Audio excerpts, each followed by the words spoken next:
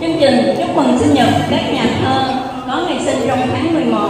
Trong tháng 11, câu lạc bộ chúng ta có hai nhà thơ, đó là nhà thơ Nguyễn Trường Thanh và nhà thơ Trần Bá Dũng.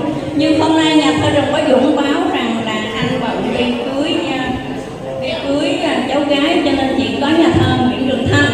Sau đây trân trọng kính mời nhà thơ Nguyễn Trường Thanh lên sân khấu ạ. Ban chủ nhiệm Hoa Bốn Mùa đâu ạ? Chúng ta lên cài hoa cho nhà thơ Nguyễn Trường Thanh ạ.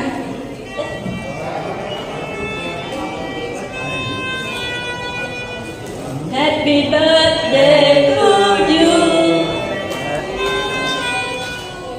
Happy birthday, happy birthday, happy birthday to you.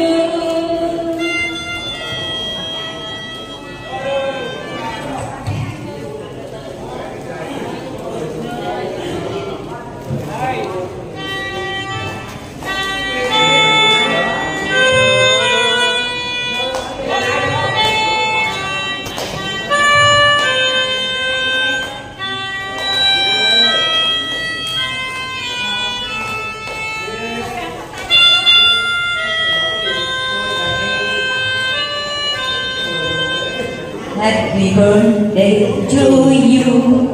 Happy birthday to you. Happy birthday, happy birthday, happy birthday.